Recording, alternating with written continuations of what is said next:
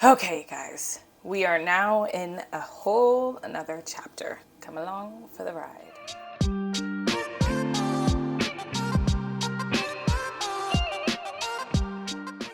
So, I'm starting a new community.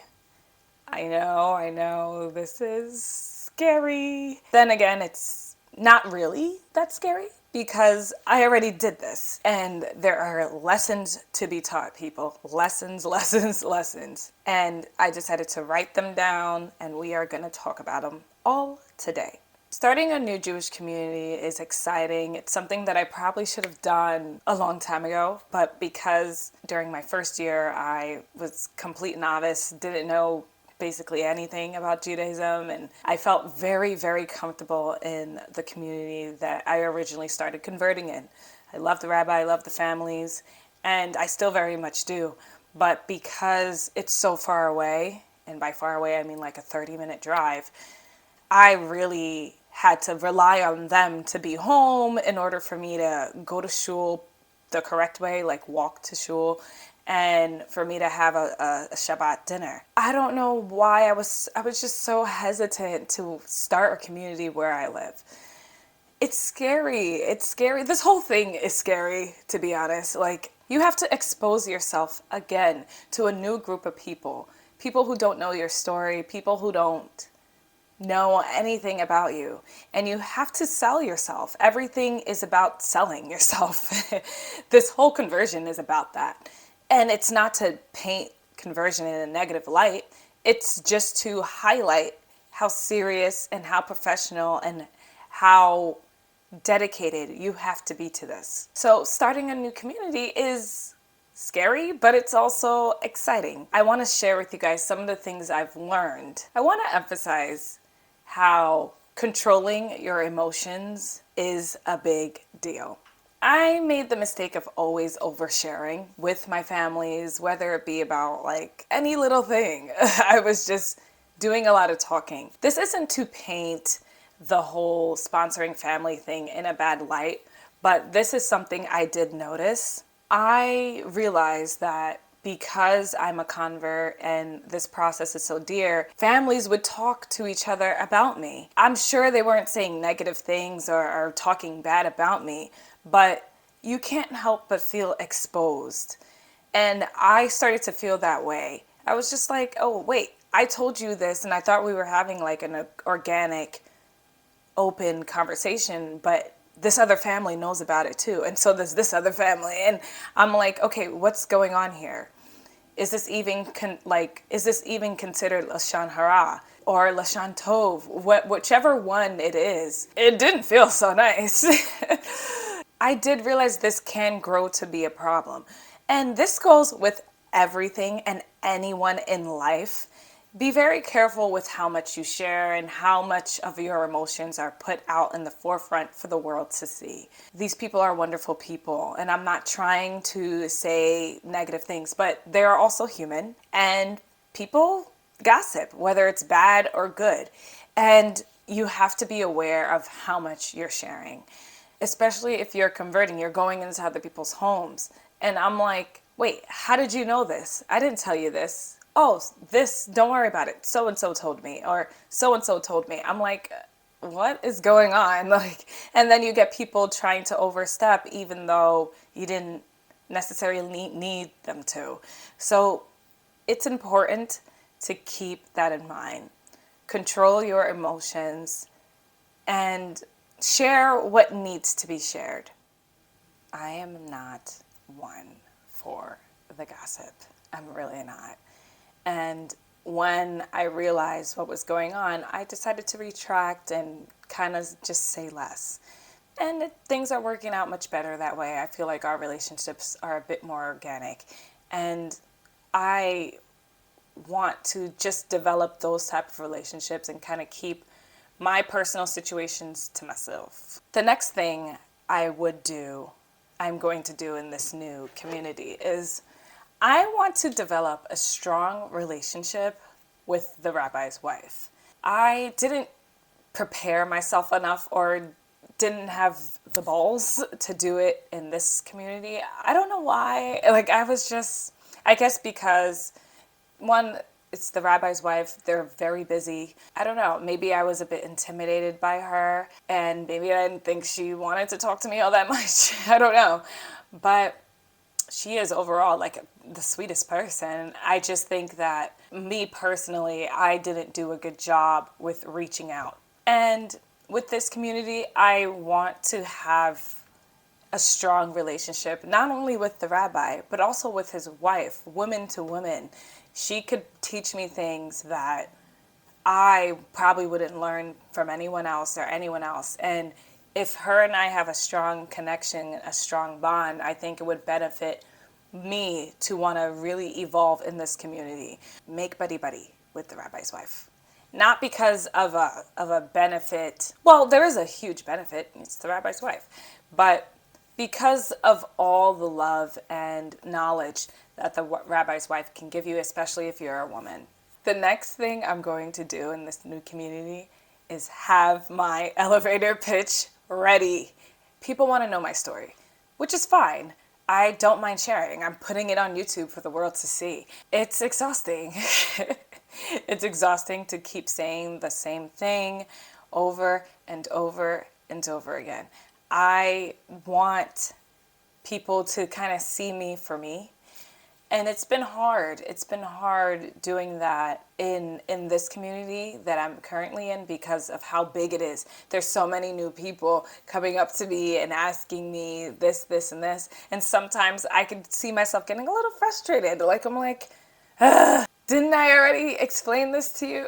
In reaction to that, I find myself latching on and gravitating towards the families I've been converting with and just kind of staying with them since I already gave most of me to them and I trust them the most. So it puts me at a disadvantage to really get to know people. And I realized I don't want to be like that in this new community. I just want to go in, give a simple surface level elevator pitch and really try to get to know the person and get the person to know me for me, not just I'm a black convert or I'm an interesting convert. I just want to be seen that I'm Jewish. This is the faith I follow, the faith I believe. And hi, let's do Shabbat. So my next thing I'm going to do is speak up for myself and set boundaries. You might not think you have to do this, but trust me, you will eventually have to do this. And like I said with my other tip before, this isn't just for a conversion. This is for everything in life. You have to command respect and you have to let people know which boundaries they can and cannot cross. For me, when it comes to my parents, my personal life, or my siblings, that's a boundary that I don't try to let people cross because it's nobody's business really. And I've been practicing this for a long time because I had a bad habit of always blurting out my family problems or blurting out like what's going on between me and my sisters or, venting about unnecessary drama in relationships. I realized there's no need to do that because one, people don't care, and two, people might be happy that this is you and not them. I don't want to say this has happened a lot, but there have been times where I realized, okay, I don't want to do that, or I didn't like the way this was said to me. And I was afraid to speak up because I'm like, wait, I'm the lesser person in the room. I'm the pretending Jew or something. And I realized, like, no, I'm just as valuable and my opinion is just as valuable as everyone in this room. Regardless of whether it makes them uncomfortable or not, I have to be able to stand up for myself and speak up for myself for things that I don't like or even things that I do like. And just be on the same page respectfully with your community. And I think that's definitely something I'm going to do with this new community that I'm joining. I'm not going to go in like, not going to go in like that, but I'm not going to have my guard completely down. I'm going to make sure that this is the community I feel connected with. And if something does bother me or if I have concerns, I will speak to the rabbi about it. And hopefully we resolve it and I will find a nice new Jewish home. So my next tip is a little silly, but it has to be said. I'm going to try my best to not be such a newbie Jewish convert, or to not be such an obvious convert. Like, I'm not going to be like, what's that? What? I want people to understand that I've been doing my readings, and I want people to see that I've been studying, and that I didn't spend this last year just wandering in the abyss. Like, there are things that I actually know. I try my best not to get offended by this, but when people are just like, do you know this? Do you know, like, and I want people to just get comfortable with speaking to me as if I'm a Jew. I don't know when that moment is going to come. Or maybe I do know. I think once I feel fully confident in my Jewish identity, then people would just be like, okay, like, this girl clearly knows her stuff. And I want to get there, and I'm trying my best to get there. And who knows, it might take me a year or two to actually feel confident enough to say, listen, I know this stuff. Speak up more. Have more intelligent Jewish conversations. That's another thing I have to be more adamant about, is about having meaningful Torah conversations, Jewish literacy conversations, Jewish history conversations, and just blurting out facts that I know, and just have like intelligent conversations with my fellow Jews. I don't want to be just that convert that like everyone's just like, oh, here's Esther, she doesn't really know much. I don't want that. I don't want to be so obvious with it. I want people to respect my identity. I want people to know that I respect the Jewish culture, and I don't know, I just don't want to be that obvious convert. So my last tip will be, I want to fall in love with this community because I have like a dire need to perform mitzvahs and to give back. And I've been struggling to find communities where I feel like a genuine connection to. And I've tried everything. I've tried soup kitchens. I've tried kids with cancer. I've tried, doing other things. But there was just something in me that I was just like, I don't know if I'm connected to this like this. And I realized I have to make sure that I am a part of something before I can actually contribute to helping it.